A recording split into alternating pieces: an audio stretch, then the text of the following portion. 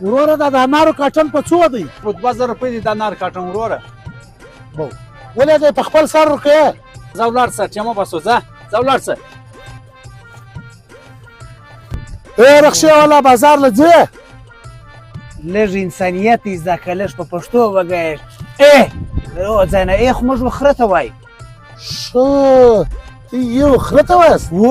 پښتون یې؟ الحمدلله خود پښتون یم. ښه ته د ما سره په پښتو کې روغبړ وکړه. جوړ په خیر څنګه ښه یې؟ ولې دی به سوچ وکړي؟ ای خو تا اوس ما ته هم وویل مال جوړ یې؟ خدا رقم درته وایم. ورځه بازار له ځې که نه ځې؟ یا نه ځم ورسه یاره سهار دې ما خیال کور هلته جنجال کړی دی هلې پر مړ طبیعت سمه کور جنجال وکړي را روان. ای رخشې والا تی هېر